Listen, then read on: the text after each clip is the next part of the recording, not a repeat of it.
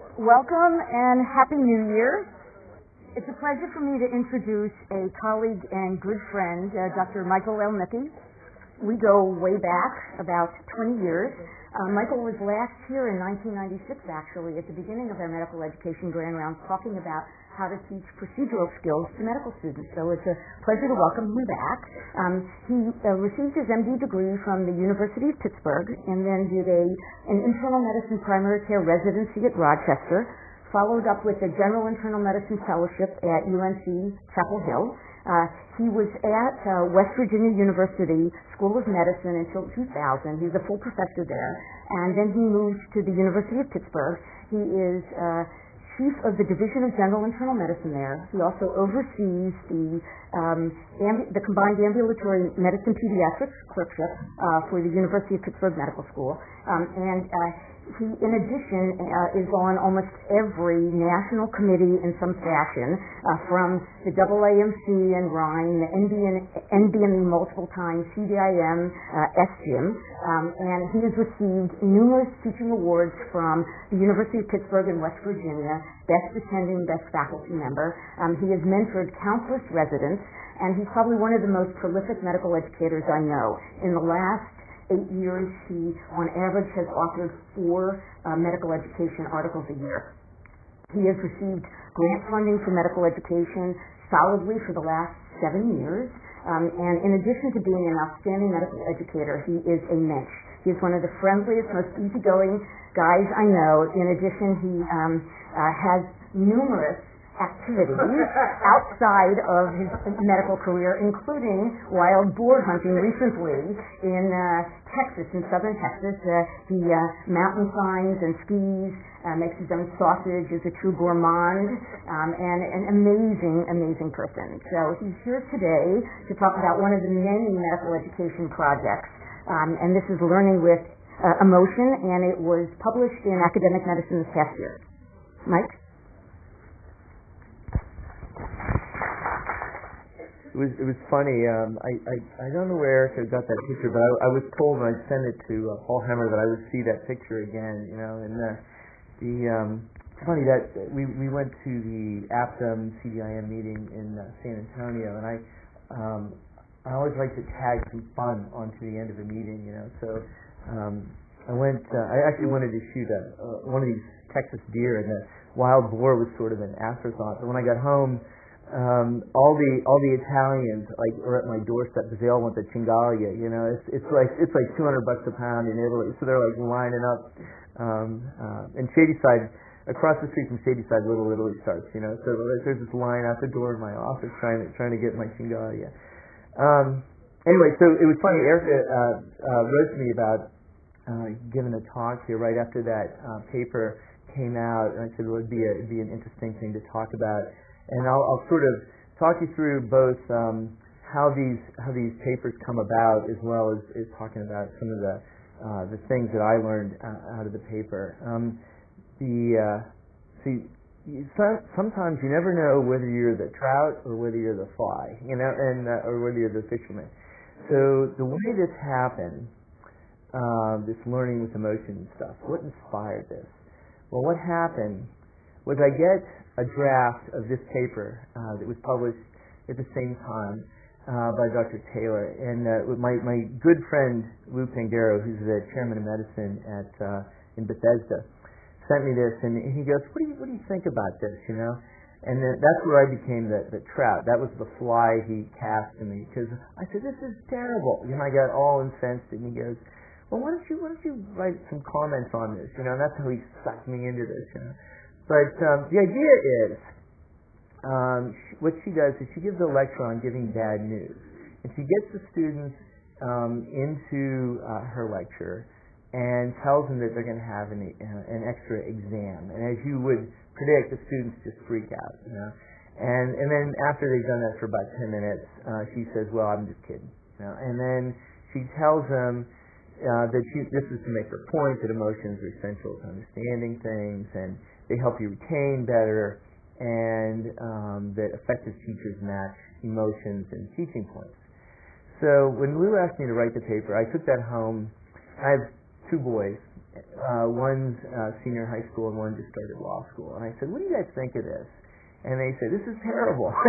and which I think the medical students would agree.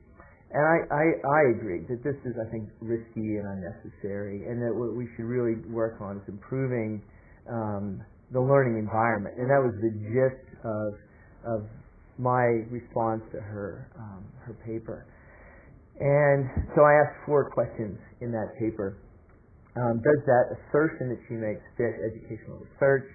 Is it generalizable outside of her lecture and her course? And is there a good stress level? Is there a certain level of stress that we should seek? And are there any lessons that we teach beyond the context of what we teach? I think we've all heard about the hidden curriculum and that sort of thing. So those were the kind of things I wanted to explore when we started writing this paper. So the first question about does this match educational theory? If you read Knowles' The Adult Learner, which I would recommend if anybody wants to get at the theory of adult learning, it's actually pretty readable and it's short and digestible. But he talks about learning can be a threatening experience where the learner is placed in a vulnerable position. Instructors should create a comfortable environment, both physically and psychologically. So I think Knowles would be at odds with her approach. And I think a lot of us remember Kelly Skeff went around, and I don't know if you guys ever had. Did you guys ever have Kelly here? Yeah. And his big points about clinical instruction. There are sort of 7 main themes, and the first one is establish a positive learning climate, which I personally think is one of the most important. And then keep control of the session, make sure your goals are clear, promote understanding and retention, which kind of feeds back on a lot of these. And then evaluation separate from feedback, and then you want to promote the self-directed learner. But I think clearly that first one relates to the topics that we're at right now.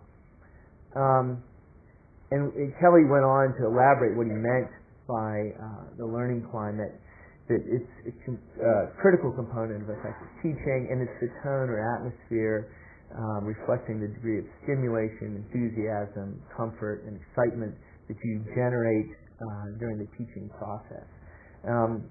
And you can all think about that. Think about the times when you connect with the residents and students and fellows. People get excited. You can almost feel it in the room, and that's what he's getting at. So I wrote my piece, and I thought this was all done. And some of these things take on a life of their own. And when I thought this was all dead and buried, I get another letter from Academic Medicine, and they said there was a response to these articles. And Steve Zerning in this Artino, I'm not sure who that is, wrote a response to our articles. And their points were that there's very little known about emotion in learning in medicine, which is true. If you do a Medline, and if you limit it to less than 10 years, you get like 5 hits on if you do emotion and medical education. So there is very little known. If you go farther back, you get all that stuff about test-taking anxiety. But if you keep it in the last decade, you get very little.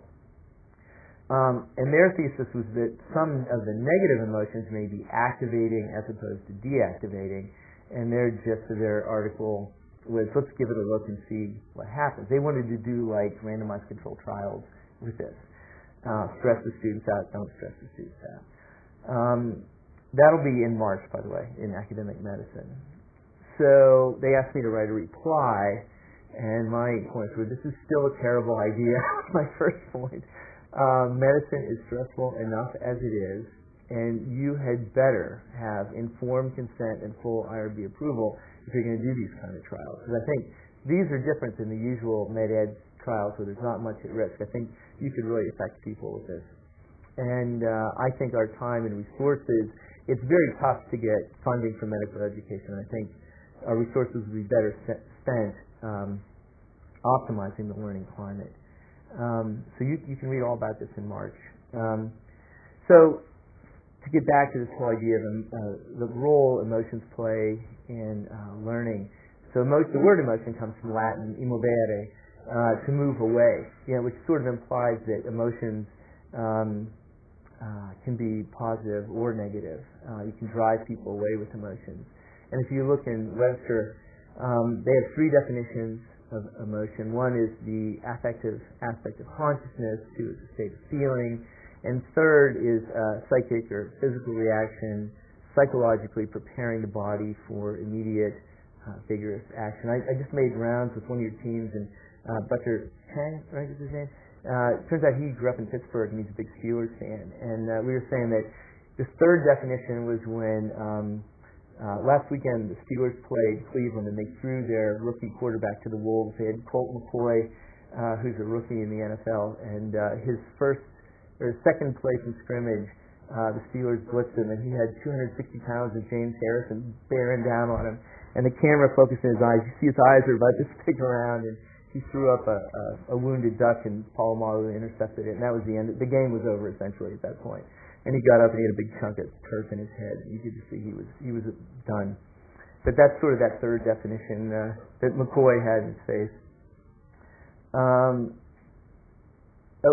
This was supposed to come staggered, but I was going to ask you what emotions are evoked in medical education. So you think about it. I mean, I kind of gave you, but do you think what positive emotions do you see in your students? Do you have any? This is when you get to interact with me now. Okay.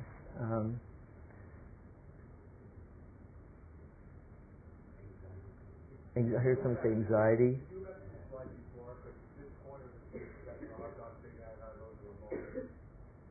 So the definitions of emotion, right? The affective aspect. You just get Webster and look it up. That's what it says. But the idea of the last one is sort of the flight or fight. You know, the tiger's after me; it's going to eat me. That's the third one. All right. James Harrison's about to throw me into the turf. That's the third. You get a phone call from the dean. Yeah. Do you guys know who James Harrison is? You ever get the Surg? He owes the NFL $150,000 in fines for like all these guys he's crushed during the year. Yeah. Anyway, so think first positive emotions. I heard somebody say anxiety. I would think that's a negative emotion, but I mean, what are the kind of emotions you try to get out when you do rounds? Yeah, cooperation, collegiality, you know.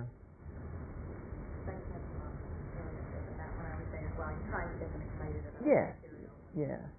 And you're going to hear more about that later, about getting them excited. It's funny, I don't hear anybody jumping up and saying altruism and empathy and all that kind of stuff.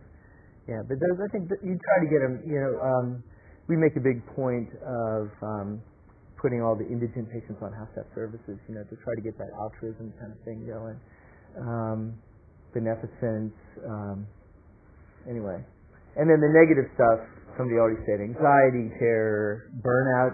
You know, there's been a lot written about that recently, disillusionment, depression. We're going to hear about some of those things in a minute. But I try to be balanced and come up with a list. Actually, the way this was supposed to come out was step by step, but it didn't work that way. Anyway, so negative emotions, we'll talk about a few of those, including the ones engendered by mistreatment. So it's funny, I did the Medline search that I talked about emotions. The best study is from here, and it was the first one I found. Are any of the authors of that study here? Yeah. You aren't Dr. Haglund, right?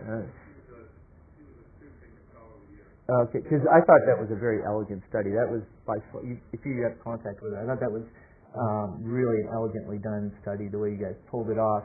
You did looked at students in their clinical rotations, did monthly emails, you had a good response rate, you used standard measures that nobody could argue with, and looked at distressing clerkship events, had a nice Likert scale, and they reported, you gave them some cues about what they should report, and then you had sort of like the little ones and the big ones, and then you measured resilience and personal growth as in addition to sort of the negative stuff. So it was exactly what I was looking for. and you described most of these interactions were student-patient. They participated in stressful interventions, putting your first NG down, not knowing if it's going to go up or down or where that NG is going to come out, and doing first time you do CPR, aggressive patient actions, hostile patients, body fluid, which is still a big deal for all of us. And then the student mistreatment, which actually I've done a couple studies on. And then the seeing unprofessional behavior from their attendings and residents to the patients was stressful for them. And then it was interesting. The other group, they're exhausted, just sort of stressed in general. And they're angry about the two things you guys listed. They were angry about tuition. Students are always angry about it. And other students, I thought was interesting. Yeah. But you had a lot of events. Most of them were you classified as traumatic. Mostly it was patients, 2 per student over the year. And you don't know the non-responders, are they having more or less? You don't know. It could be either way. But since it was a good response rate, I think that's probably pretty typical. And a lot of those traumatic ones were in the greater than 6 out of 10, so they were the big league ones, not the minor league ones. And then you had other stressful stuff. And I thought the bottom line of it was that their depression and PTSD scores got worse by the end of their 3rd year. And you think back when you were a 3rd-year student. I mean, the first time I ever saw anybody die was when I was 3rd-year student on surgery service, And I still remember that. I think a lot of us remember a lot of pretty dramatic things that happened to 3rd-year students. So conclusions, that most of the students did okay. They coped with these things. They were resilient, which was your theme. And a lot of them grew personally out of the trauma that they went through. But I think what you concluded that this was stressful enough already. And then the last question was, can we predict this or prevent this? As I was flying out yesterday, there's a study in academic medicine this month from University of Minnesota. And they tried to look at the prevalence of depression and tried to predict who was more at risk. And they looked not just at depression, but anxiety, substance abuse, eating disorders. And the bottom line was that there were certain demographics that predicted one or the other, but you couldn't take anything and predict sort of the whole gamish. You could predict like the women were more likely to be depressed, but the men were more likely to be substance abusers, and it wasn't terribly helpful in their study. But I think people are interested in this. You're going to see more written about this in the future. Dyrbye from the Mayo Clinic has written a lot about burnout. They use Maslach's index. There's 3 components. It's interesting. Burnout is different from depression. There's a lot of overlap, but they're very different. You can see the three themes that compose his scale. What Lottie found is it's very common in residents associated with depression, and it affects their ability to deliver patient care. You see this, the residents February, March, and they're getting fried, and you can see their work just sort of falters at that point. When I was a resident in Rochester, you really saw it because you would go in. It was dark when you went in. It was dark when you came out. There was 3 feet of gray snow on the ground, and you could feel it, And now Lottie's looked at medical students. She did an initial study, looked at prevalence using that inventory that I mentioned, very high, over half the students. And what she found was interesting was that it correlated with unprofessional behavior, had a negative correlation with altruism. These emotions that I was talking about, the ones that you want are going down, the ones you don't want are going up. And it remained significant after multivariate adjustments. So if you adjusted for socioeconomics and gender and all that kind of stuff. So this isn't just like of interest to psychiatrists and of academic interest. I mean, there are real patient care outcomes to this. Our study that we did several years ago, and actually you guys were a site for this one. You were not a big abuser site, by the way. Sinai was a small abuser of medical students. That we looked at 11 schools. We actually had 1 out of 7 medical students in the country in the study, and about half of them experienced abuse. Most of it, this is just sort of from the WHC. Most of it's on clinical rotations, and they don't report it. What sort of mistreatment happens to students? This was in our study. About 10% of students just on their medicine clerkship felt they were mistreated. You can see who did it. You can see what kind of stuff happened. Belittlement by attendings was one of the most traumatic to the students. The residents and interns are the ones that make them go get lunch, wash their car, that kind of stuff. That's these inappropriate tasks. Sexual harassment and physical stuff was pretty rare. But it has. We asked the students what was the effect of this. And you can see it engendered a lot of negative emotional reactions. But like your studies, you notice how some of them became stronger out of it. Some of them were resilient and sort of rolled with it, came out of it. A lot of them had pretty negative. Actually, these were handwritten on at the end of the surveys. Some of these, I actually called the clerkship director because I was worried about some of these. Like the one guy was contemplating suicide, and another one homicide. And hey, you know that survey? So like, trouble was it was anonymous, so you had no idea which student, you know. And also the effects of abuse on students. This is more responses. These are the not personal but educational responses that the students gave us. Poor learning environment being the most common. And the other thing, if you're trying to attract your students to internal medicine, this is not the way to do it. They didn't want to do any more medicine either as a career or even other rotations. So this was interesting.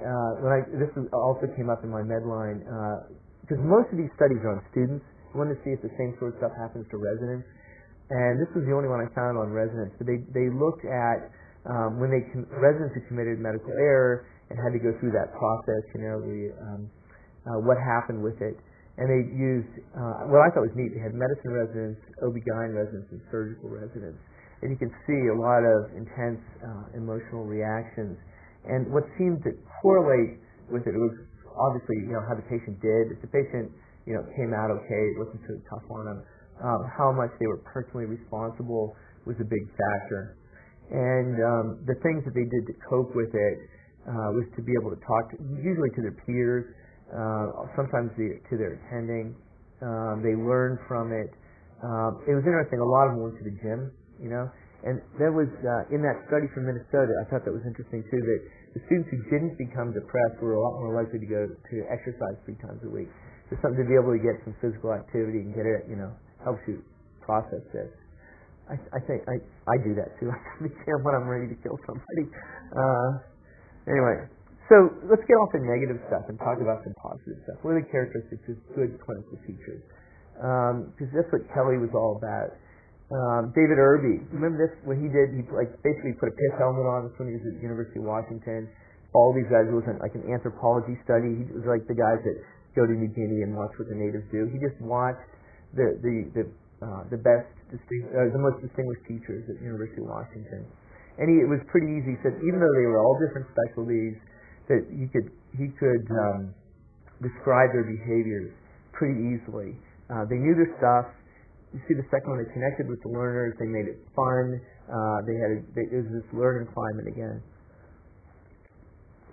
They had usually done something like some CME about how to teach better. They knew learning principles. They went to the bedside. We talked about that today. The importance of going to the bedside on rounds.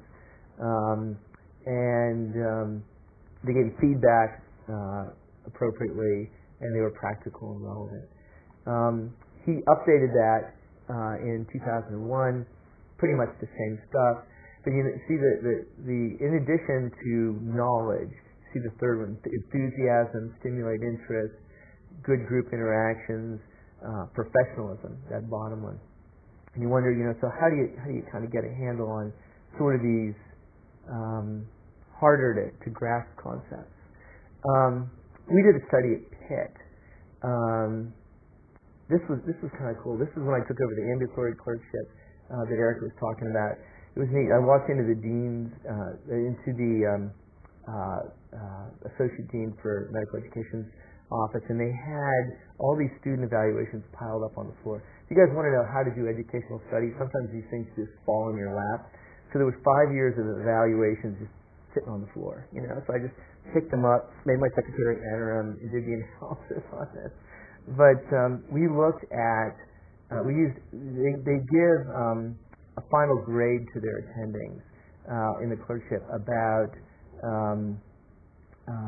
teaching effectiveness. So we used that as our outcome variable, and we looked at all these things that, all these teaching behaviors that go into it. So we did it outpatient. This was actually the inpatient clerkship, because after we did outpatient, we had to do inpatient, of course. But you see the first one, the most dramatic variable is enthusiasm. And when you ask students what that means, it's that stuff we were talking about, excitement, that atmosphere that's in the room. Second one, inspiring confidence.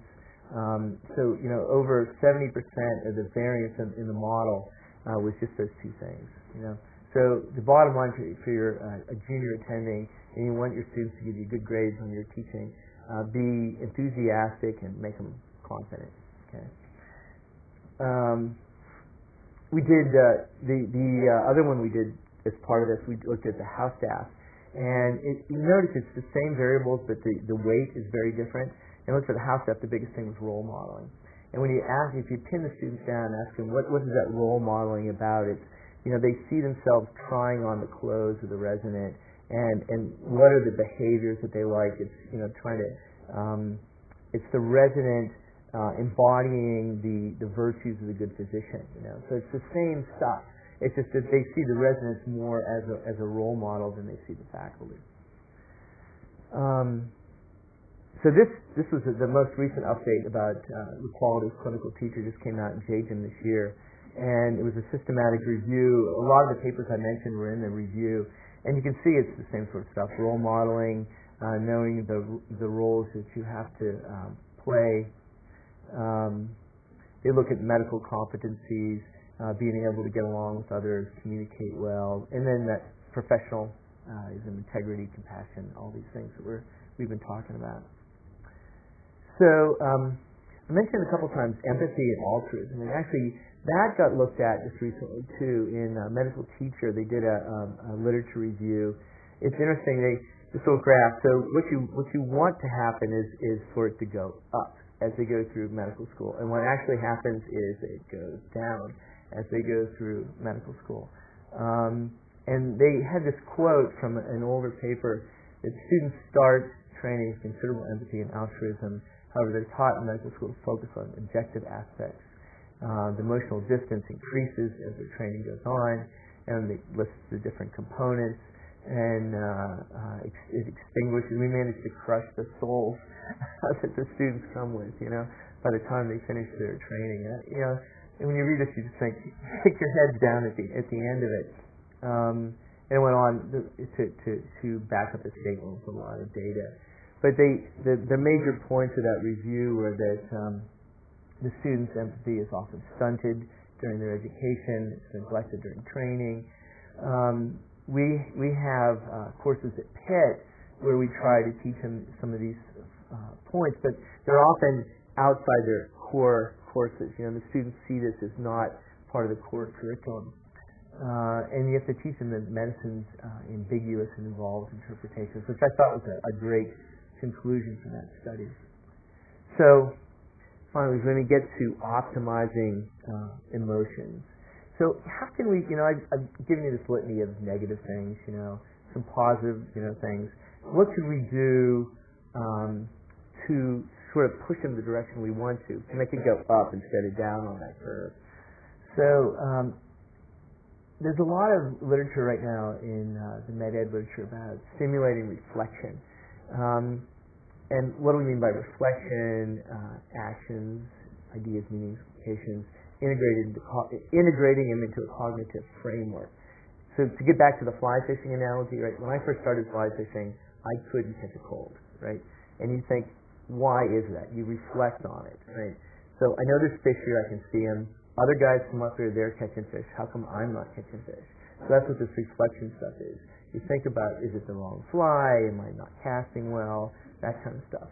So that the gist of this paper was to try to engender reflection in our learners, and you'll get improved self-directed learning and professionalism.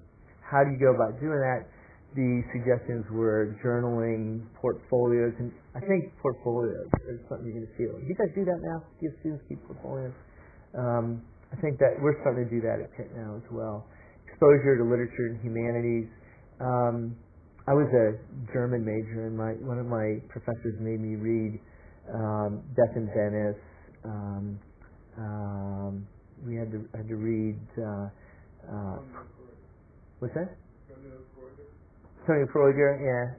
Actually, I didn't read that one, but I know of it. Buddenbrooks with his cholera, that kind of stuff. About the Zeuberberg Magic Mountain, it's a TB sanitarium. Yeah, all 700 pages in German, dude. Yeah, it's like reading War and Peace in German. but it's great. You read fine literature about disease and stuff that helps you reflect on it. Actually, one of my residents who's going in ID read Magic Mountain this year, but in English, Yeah. But anyway, you get the idea, though. I think some of this stuff helps.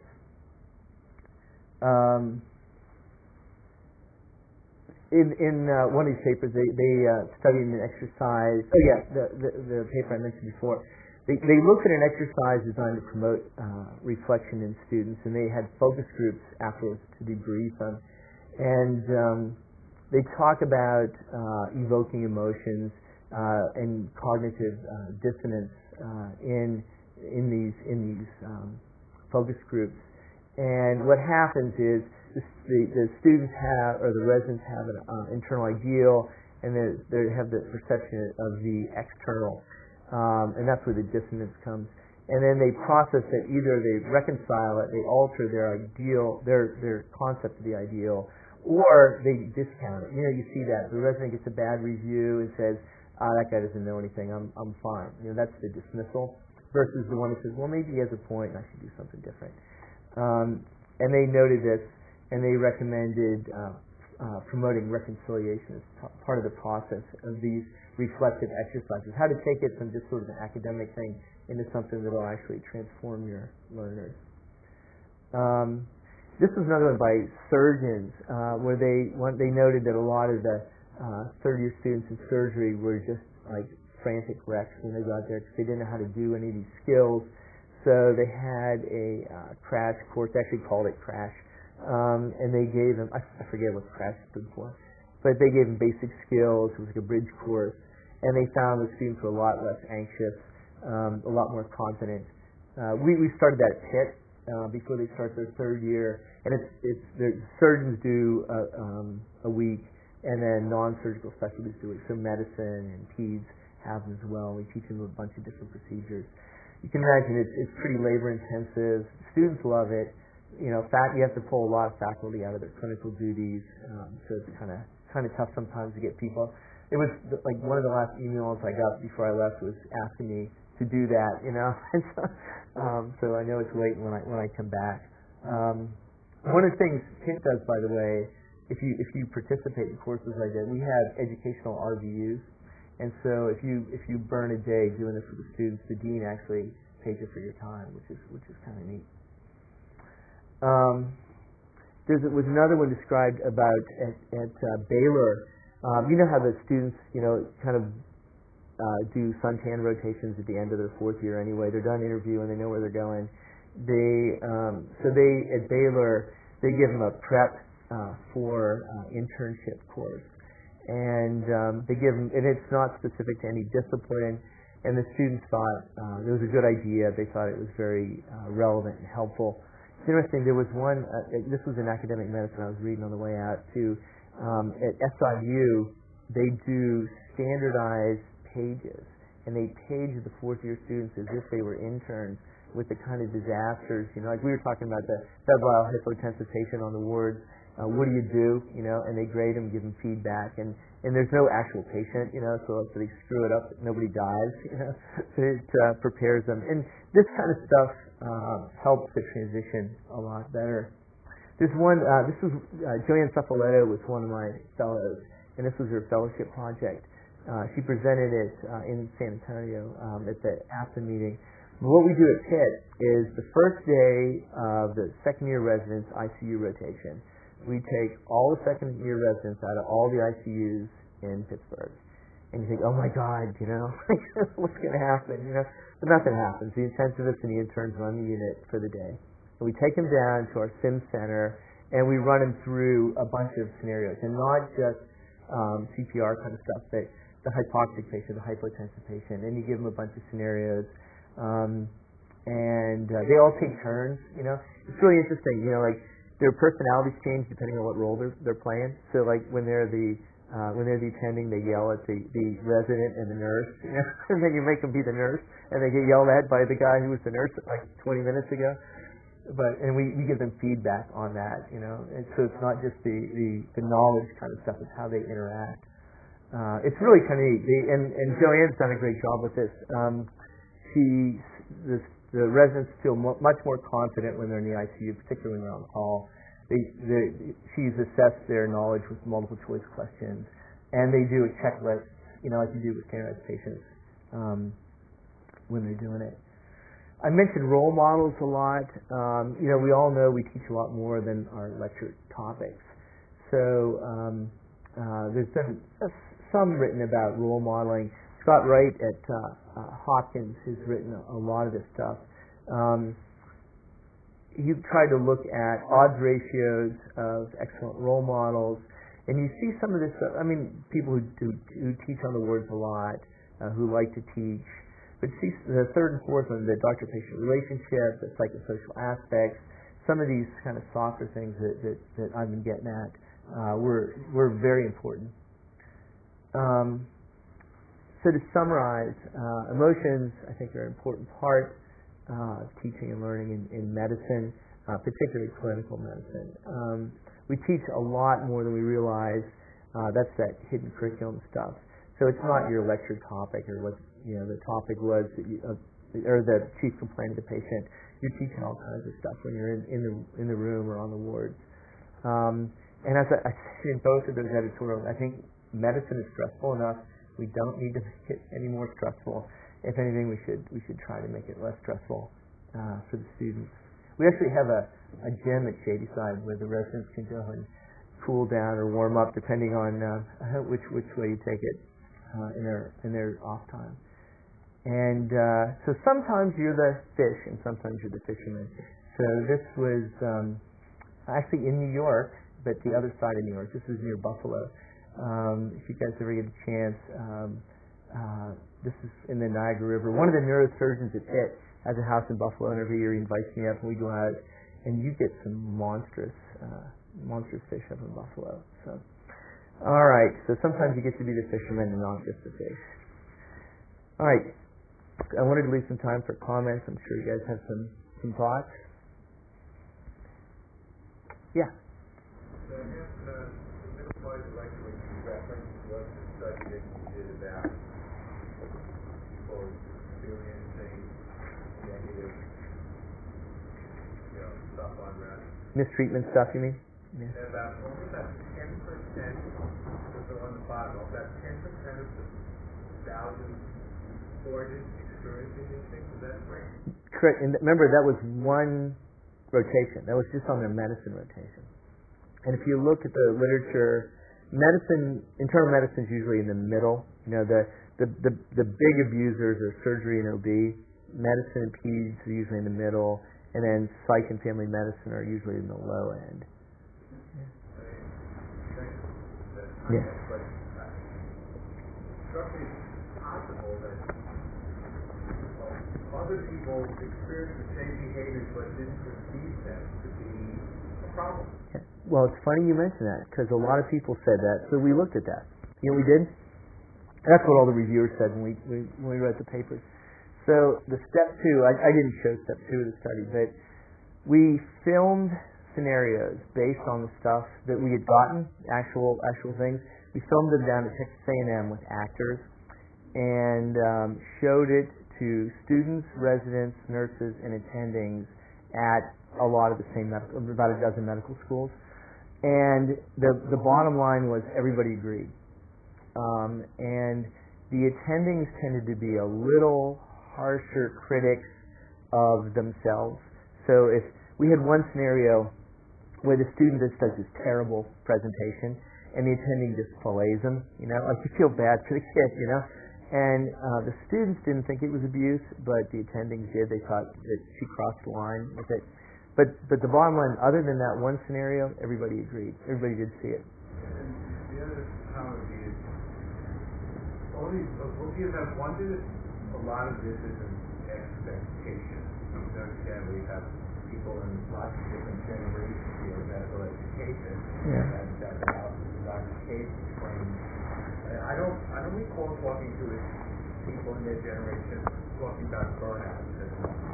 You came in to degree, you weren't too far off, you were a doctor 24/7, and it was a joy.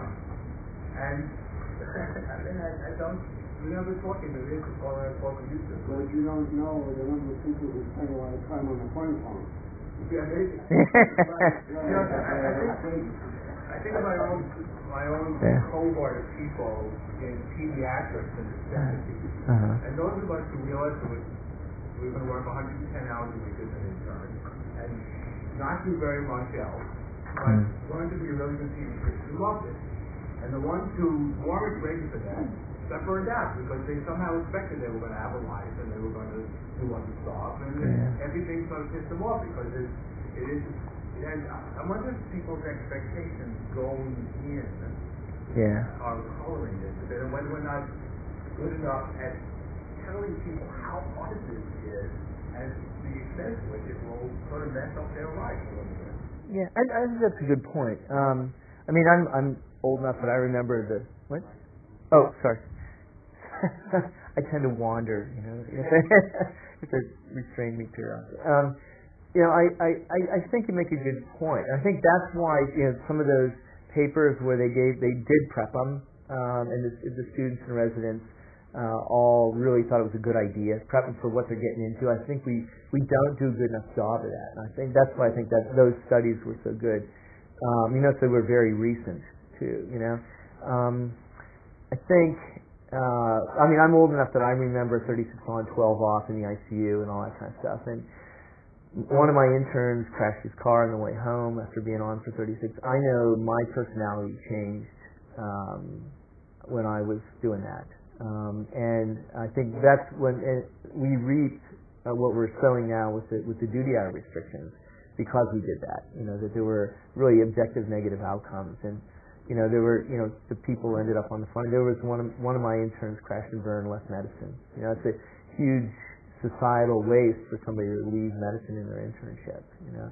So but the other point you made is I think there's some variations. I don't know how much generational. When we did that big abuse study, we did notice some regional variations. I was at West Virginia University then. The kids in West Virginia are very sensitive to verbal stuff. One of the kids put that he was abused. And actually, it was I did it. I recognized the statement. I told him he was getting a reputation for being a slacker because he'd missed 2 lectures that week, and I found him goofing off with the residents when he was supposed to be in lecture. I told him he was getting a bad rep, and he thought he'd been abused by that. And when we did that study.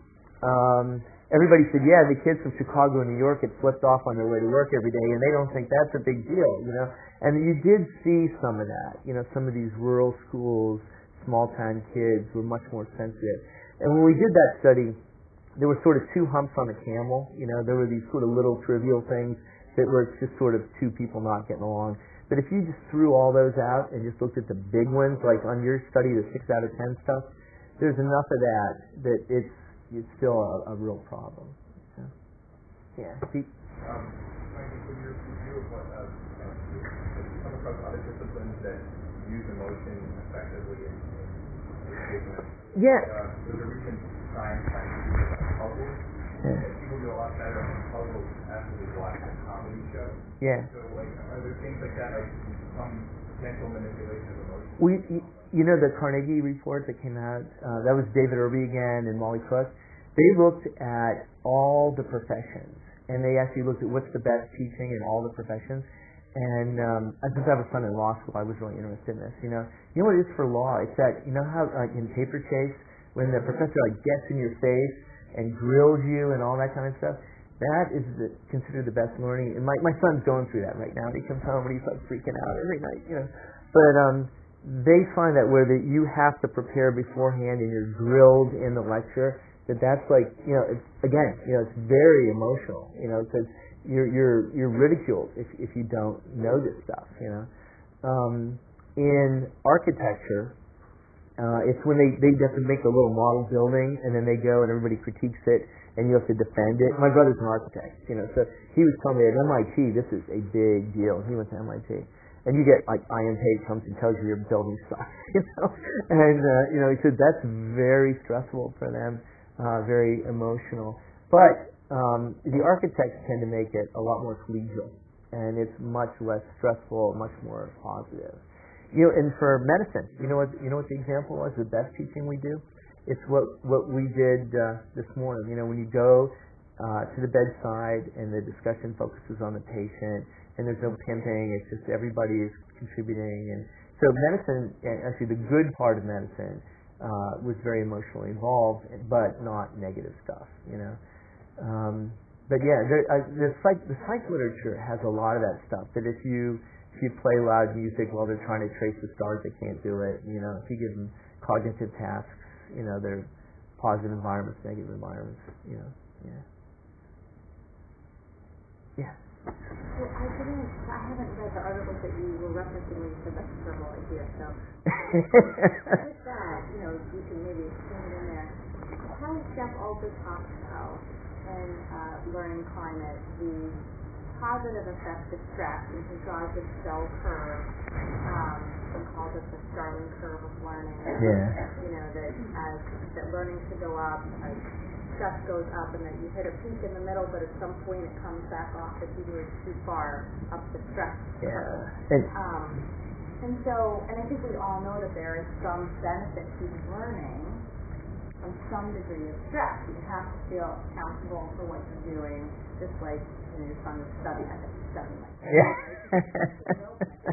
And so a lot of people argue that could actually be that could be a positive effect on learning climate, as long as the teacher is aware what they're doing and that it's an actual tool in their teaching, and that they're being attentive to the reactions of their learners and they don't move too far. Yeah.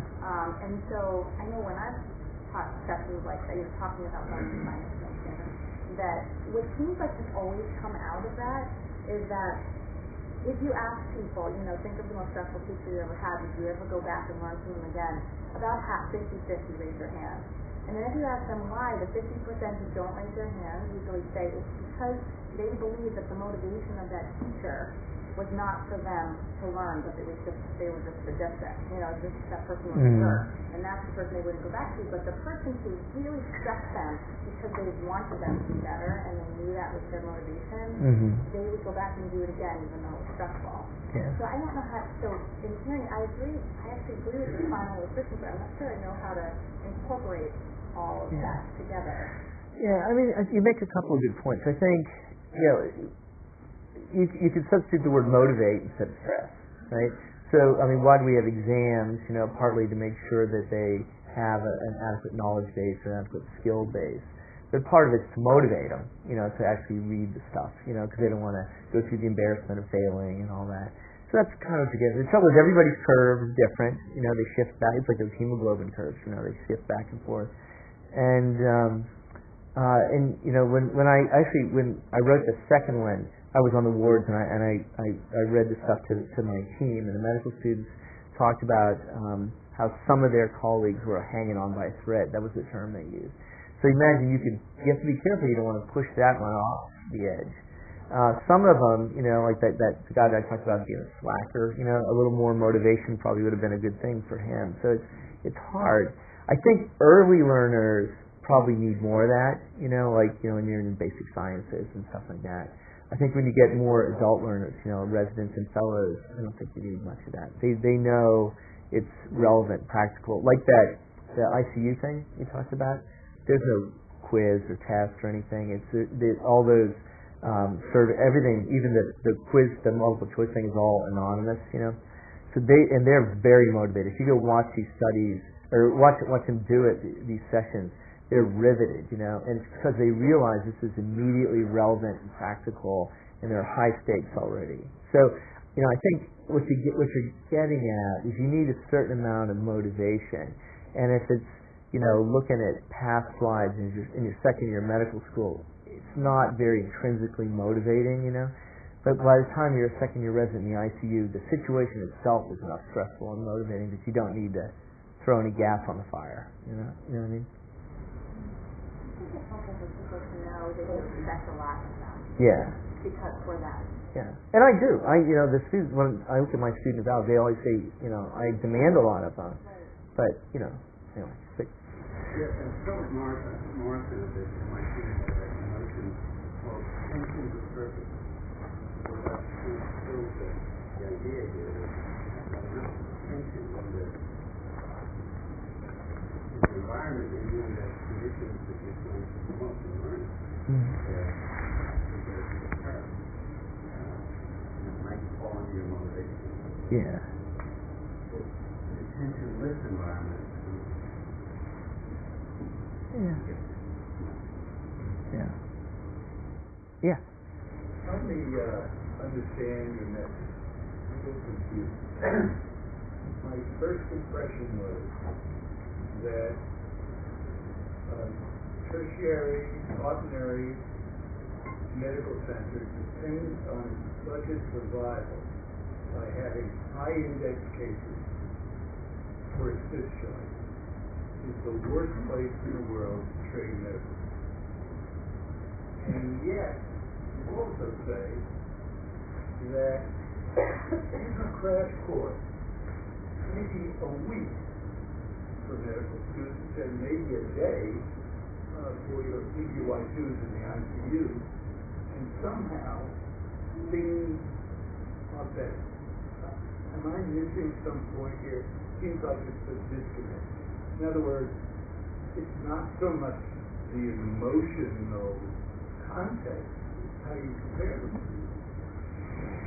And in fact, my prejudice is that those high-intensity hospitals are the best places to train and evaluate effectively. It's an interesting way to frame it. I hadn't thought of it quite in that context. I think for medical students, the ICU is probably not. That's what you're talking about. Putting medical students in the ICU, I don't think is necessarily a good idea. No, but the pre-surgical question. Yeah. No, I get what you're after. I think we're not talking about white and black here. We're talking about degrees of gray. That preparing them better for the specific tasks that they're going to face takes some of the anxiety out of it.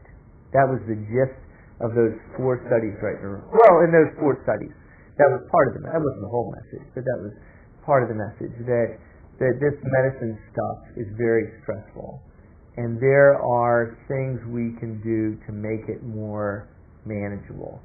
Like we're talking about those hemoglobin saturation curves of stress, shifting them left, shifting them right. That's really what I'm getting at, not at that the ICU is good or bad. I think, if we're going to have somebody, if you get out of the medical student level, get into the resident level, a resident's got to be able to take care of students or patients in the ICU as well as the clinic, and you need a wide variety of skills, that any of which can be stressful.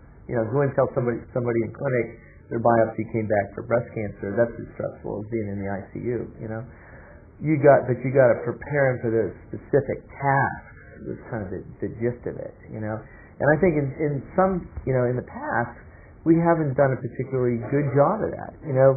My preparation as an intern for the ICU was, it's on the 4th floor, be there at 8. I had nothing to prepare.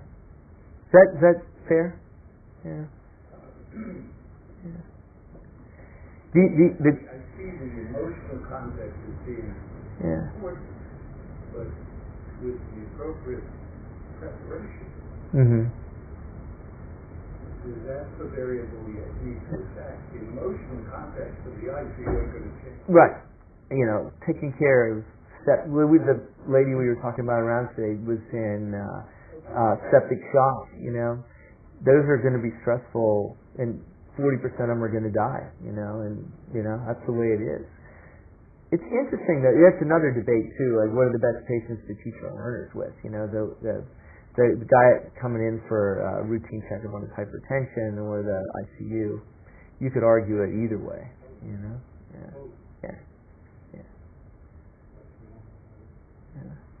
Oh, I'm sorry. Yeah. I think what you're saying though is that the things that are stressful aren't so much taking care of the patient, although that is stressful. The things we don't prepare to do. I remember being on trauma as a medical student. I didn't know how to put in Foley, and that's so stressful. Yeah. You go put in Foley, and I feel like an idiot. And I got into medical school there, and I took it. I didn't know how to put in Foley. And you're scared to ask anyone. It's very stressful. Yeah. So I think, and that's a great intervention. Yeah, and that's what those little bridge courses do. They teach, you're still taking care of that septic guy in the ICU, but you know how to get his damn Foley in now. People how to deal with death. Yeah. And sort of the other message is that you don't have to say, what the hell you mean you don't know how to put Foley in, right? That's the other part of this, Or saying, you can't get honors now because you didn't know how to put Foley. That's what she was getting at, with her original article. That this pop quiz, if they didn't do well, it was going to impact them. I don't think that stuff contributes, And my real thesis was that intrinsically this stuff is very stressful. We need to prepare them better, and we don't need to throw gas on the fire. That would be my messages. Yeah. Okay.